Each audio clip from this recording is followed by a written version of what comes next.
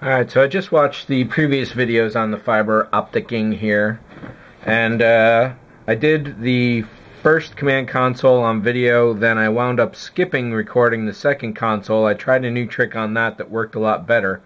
So for the third console, which I haven't done, I will show you that trick in a few minutes. What I want to do right now though is show you what I've done on the back side here. I blobbed in white glue twice. There was the initial white glue to hold it all in, and then once that cured, I blobbed a lot more in.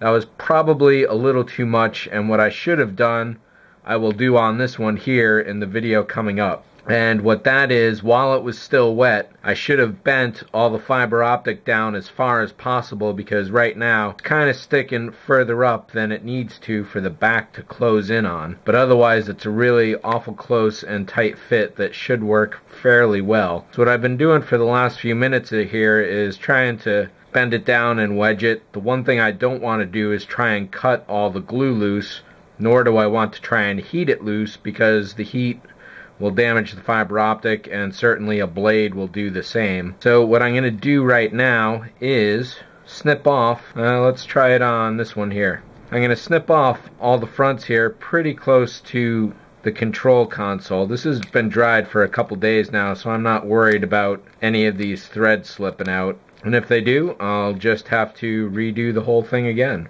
So you can see I'm using a regular scissors here, and it's kind of working okay, and probably step up to something else like this shears here. Having a flush nipper would definitely be the best option, but I do not have one of those offhand. And I'm not too worried about cutting this down all the way to the front of the panel right now, because what I want to do primarily is simply this: bend the wire back as far as possible and pinch it between the back plate and a clamp for a little while. Just doing this itself is certainly going to be a trick. So I've got that wedged in there just a little, and I guess what I'll do for now is kind of let this sit and think and hopefully create a new memory shape for the fiber optics. That's a start. There's no point in rushing this. In fact, let me just get the whole body into the clamp face here. In fact, I don't even need the back piece in there yet.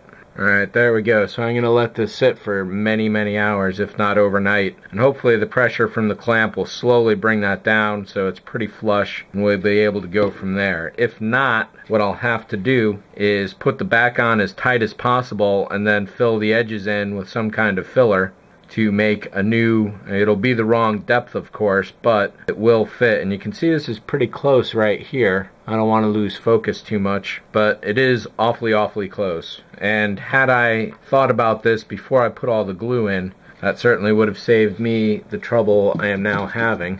And in one of the videos previously I had mentioned I'd be really sad if all the fiber optics fell out of one of these. Well, probably like 50 of them did, and the others remained. So I wound up pulling all of it. It's just one of those things, but let's get to this trick that kind of works fairly well. What I'm doing here, and I figured it's about time I should put these helping hands to some use on this.